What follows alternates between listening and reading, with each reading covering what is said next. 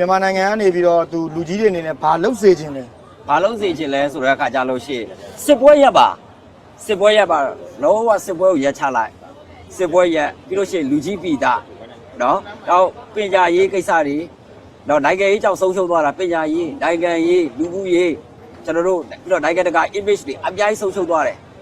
အဲ့တော့ဆုံးရှုံးသွားတဲ့ခါတွေကိုပြန်ယူဖို့အတွက်ကစစ်ပွဲရက်ရမယ်ပြီးလို့ရှိရင်အာဆီယံပေါ့ဒီအင်ဒီတာချင်းနိုင်ငံတွေနဲ့ပတ်သက်ပြီးတော့တိုင်ကင်းတမန်ကင်းလမ်းကြောင်းတွေကိုအကောင်းဆုံးပြန်လဲပြီးတော့ကျွန်တော်တို့တည်ဆောက်ရမယ်နော်ပြီးလို့ရှိရင်လူမသားတဲ့စစ်ပြည်တွင်းစစ်မဖြစ်တဲ့ခဘောစတော့ဝါပြီခေါ်ဝေလာလုတ်ကန်ก็สู้กันที่ใครกองทัพเชฟกับขบยุดตอนนี้เลยเพราะว่าแล้วก็ช่วยเหลือที่ประชาชนเดียวนี้แล้วก็เป็นเราก็เป็นสมาชิกอาเซียนใช่ไหมครับแล้วก็ต้องช่วยกันที่แล้วก็ดูแลประชาชนจริงจังอ่ะประมาณนั้นครับพี่ในฐานะที่ผลิตสื่อทำมีเดียเหมือนกันติ๊กต็อกอย่างเงี้ยครับอยากให้คนไทยได้รู้อะไรเกี่ยวกับพม่าไทยว่าดีป่ะเนาะไทยလူမျိုးတွေပေါ့เนาะဒီအနေကိုတို့အနေနဲ့ဒီမြန်မာနိုင်ငံကြောင်းဘာကိုသိစေချင်လဲမြန်မာထိုင်းလူမျိုးတွေနဲ့မြန်မာထိုင်းလူမျိုးတွေမြန်မာနိုင်ငံကြောင်းဘာသိစေချင်လဲဆိုတော့အခုကျွန်တော်တို့ထိုင်းနိုင်ငံမှာလာရောက်ပြီးတော့ရွှေပြောင်းအလုပ်သမားတွေနဲ့လာရောက်ကြတဲ့ဟာတွေရှိတယ်နောက်ပြီးတော့ပညာလာသင်ကြားတာဟာတွေရှိတယ်ပေါ့နော်ဒီနိုင်ငံကြီးဖြစ်နေတဲ့ကာလမှာဒီတဘာဝဘေးနဲ့ကြုံနေတဲ့ကာလမှာလာတဲ့အခါမှာကျွန်တော်တို့တွေကဘယ်လိုပြမလဲဘယ်လိုပြမလဲဒီထိုင်းလူမျိုးတွေနဲ့ထိုင်းလူမျိုးတွေစီအများကြီးတည်ယူစရာတွေရှိတယ်ပညာရေးပိုင်းဆိုင်ရာပါတော့လည်းကောက်နိုင်ငံရေးပိုင်းဆိုင်ရာပါတော့လည်းကောက်နောက်ပြီးတော့ဒီ social ဒါကျွန်တော်တို့၃ပိုင်းတွေပါဆိုလို့ရှိရင်ဒါမြန်မာနိုင်ငံမှာဆိုလို့ရှိရင်သိရတာပဲအင်တာနက်တွေပါပိတ်ထားတယ်လူဖေးတွေပိတ်ထားတယ်ဆိုတဲ့အခါကျတော့မြန်မာလူမျိုးတွေကဒီမှာလာတဲ့အခါမှာဘယ်လိုပြထိုင်းလူမျိုးတွေနဲ့ပြဿနာဖြစ်ဖို့မဟုတ်ဘူးတော့ပြဿနာတက်ဖို့လည်းမဟုတ်ဘူးပြဿနာဖြစ်ဖို့လည်းမဟုတ်ဘူးထိုင်းလူမျိုးတွေနဲ့ဒါတိုင်ကင်းတပတ်ကင်းလဲကြောင်းတွေနဲ့ဘက်ပေါင်းစုံပါညှိတိုင်းပြီးတော့အလုပ်သမားရေးရပါတော့လည်းကောင်းဒါကျွန်တော်တို့ဒီပညာရေးပိုင်းဆိုင်ရာပါတော့လည်းကောင်းတော့ဘက်ပေါင်းစုံပေါ့တော့စီးပွားရေးပိုင်းဆိုင်ရာပါတော့လည်းကောင်းအတူတူကလက်တွဲပြီးတော့လူငယ်တို့လူကြီးတို့အဲ့လိုမျိုးပေါ့တော့တစ်ပြည့်တဲ့ကျွန်တော်တို့သွားကြပဲလမ်းစဉ်ကိုပဲဒါကျွန်တော်တို့ choice လုပ်တာဖြစ်ပါတယ်လို့တော့ထိုင်းပြည်သူလူထုတွေပေါ်ပါอ๋อครับบอกว่าเวลาคนพม่าเขามาทำกันที่นี่ก็ไม่ยากมาเดลอดประเทศไทยก็เขาก็มาทำมาหากินด้วยแล้วก็เวลาลูกๆมาก็เขาอยากได้เป็นเรียนหนังสือว่าที่พม่าเขาตอนนี้ลูกเขาเรียนหนังสือลำบากใช่ไหมครับบางพื้นที่เขาไม่ได้อยู่เลยครับแล้วก็เวลาทุกสิ่งทุกอย่างก็เราก็อย่ามิสกับเป็นคนไทยอยู่แล้วแต่ว่าบางคนก็เป็นเข้าใจผิดเป็นพม่าใช่ไหมครับเขาก็เลยไม่อยากเป็นแบบนี้แต่ว่าพม่าไม่ใช่คนใจร้ายทุกคนนะครับเพราะเป็นประเทศไหนก็ได้เป็นคนไหนก็ได้มีโอกาสเขามีคนร้ายก็มีคนจนก็มีแต่ว่าไม่ใช่พม่าทุกคนเป็นคนร้ายเขาก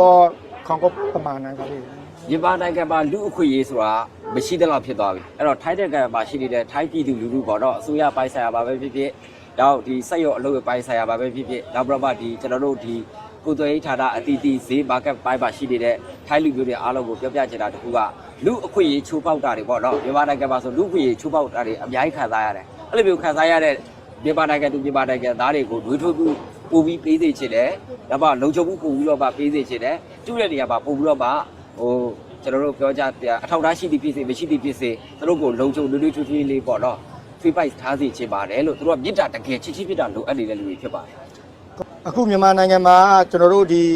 နိုင်ငံခြားသားသတင်းတောက်တွေရောသတင်းတောက်တွေကိုအထက်ပေးမှုအဲ့ဒါကိုဘယ်လိုမြင်လဲအဲ့ဒါဘယ်လိုပြင်လဲဆိုတဲ့အခါကျတော့ကျွန်တော်ပြပါဒီစစ်အာဏာရှင်တွေပေါ့နော်အကြမ်းဖက်စစ်ကောင်စီစစ်အာဏာရှင်ဘဲအောင်လိုက်တို့ကသူတို့ကကျတော့တကူကောင်းအရန်ဆက်တာသူတို့ဘယ်လိုပြောမလဲဆိုဗီယက်ချက်တိုင်းမှာသူတို့အသာစီးရဖို့ပြီးတော့သူတို့မဟုတ်တာတွေပေါ်ဖို့ပါလဲကြောက်တယ်သူတို့ဒီတိုင်းတဲ့ပြည်တဲ့14ခုပါပေါ့ကချေကရကေချေပပပေါ်ရခိုင်ရှာပါသူတို့ဂုံသွေးဆုပ်ထားတဲ့ကိစ္စတွေအများကြီးရှိတယ်အဲ့ဒီအရာတွေကိုနိုင်ငံတကာမီဒီယာတွေကသတင်းရသွားပေါ့သူတို့ကြောက်တယ်နော်အုပ်ချုပ်ရေးပိုင်းဆိုင်ပါတော့နိုင်ငံရေးပိုင်းဆိုင်ပါတော့စီးပွားရေးပိုင်းဆိုင်ပါတော့သူတို့ကဗတ်ပေါင်းစုံဝေပါထားတာဝေပြီးတော့နေရာယူထားတဲ့ကိစ္စတွေကိုတော့နိုင်ငံတကာသတင်းမီဒီယာတွေအားလုံးကသိသွားပြီးတော့ကမ္ဘာကိုပြန့်တော့သွားပါသူတို့အရန်ကြောက်တယ်အဲ့ဒါကြောက်ပါเขาเป็นว่าเขาเป็นที่เล็บ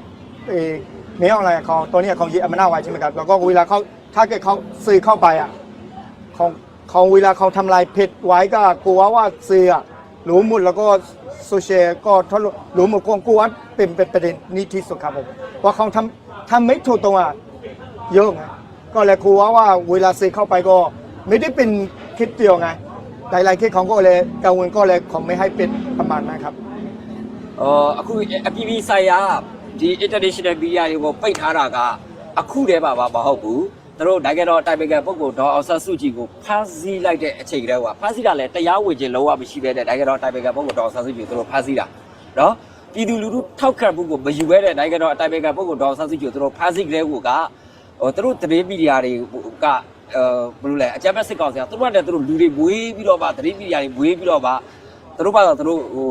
လွတ်လပ်တဲ့မီဒီယာတွေသတင်းမီဒီယာတွေသူတို့live ပြီးတော့မှlive ပိတ်တယ်အဲ့လိုမျိုးပိတ်ပြီးတော့မှနိုင်ငံတကာမီဒီယာတွေကိုလည်း close လုပ်လိုက်တယ်အခုဒီနေ့ဒီချိန်ထိမြန်မာနိုင်ငံမှာဆိုလို့ရှိရင်တော့စစ်မှန်တဲ့သတင်းမီဒီယာပြည်သူမီဒီယာဆိုတာမရှိသေးဘူးအခုဒါကျွန်တော်တို့တကယ်ပြည်သူတို့ဒါကက်လစ်နေတဲ့ဒါကျွန်တော်တို့ဘယ်လိုပြောမလဲ speak out media တွေလောက်တွေပဲဒါကျွန်တော်တို့ popular ဖြစ်သေးတာဖြစ်ပါတယ် ครับว่าตั้งแต่เวลา international media ก็ไม่ใช่ตอนนี้เลยตั้งแต่รับยึดอำนาจแล้วก็เขาก็ไม่ให้เข้าประเทศอยู่แล้วแต่ก็ตอนนี้ก็เป็นมีมีเดียก็ไม่ใช่ประชาชนเองไม่ใช่เสรีภาพของเขาเนี่ยแหละเขาอยากออกสื่ออะไรก็เขาก็ออกมาประมาณนั้นตั้งแต่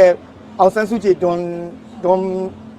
ไม่ได้เป็นเขาเวลาจับแบบไม่ใช่ถูกตรงเพราะประชาชนก็ไม่ยอมรับเขายึดอำนาจเขาจับเองเขาทำให้ไม่ถูกตรงทุกอย่างก็ตั้งแต่ตอนนั้นแหละครับ အဲ့တော့ထိုင်းနိုင်ငံမှာရှိနေတဲ့မြန်မာပြည်သူပြည်သားတွေရဲ့အခက်အခဲတွေအကြက်တဲတွေဒါအဲ့ဒီအရာတွေကိုကြည့်ပြီးတော့ထိုင်းနိုင်ငံအခုဆိုလို့ရှိရင်ဒါဘတ်တွေလုပ်ပေးလာတာတို့ကိုတွေ့ရတဲ့အတွက်ကြောင့်ဒါကျွန်တော်တို့ထိုင်းရောက်ရှိပြီးပါလေဝမ်းသာတယ်နောက်မြန်မာပြည်သူပြည်သားတွေလည်းအကြောင်းဝမ်းသာတယ်ဘာကြောင့်လဲဆိုတော့မြန်မာနိုင်ငံနဲ့ပတ်သက်တဲ့ပေါ့နော်တမိုင်းမှာပြန်ကြည့်လိုက်မယ်ဆိုလို့ရှိရင်ပေါ့နော်တစ်ပေါင်းအစိတ်30ဝန်းကျင်တော်တော်များများပြန်ကြည့်လိုက်မယ်ဆိုလို့ရှိရင်မြန်မာနိုင်ငံနဲ့ပတ်သက်တဲ့အခက်အခဲတွေကိုတစ်ပေါင်း30ကျော်လောက်ထိကိုထိုင်းနိုင်ငံကကူညီပေးလာတာဟာအရာကျေးဇူးတင်ပါတယ်လို့နော်ဟုတ်ကဲ့ ครับว่า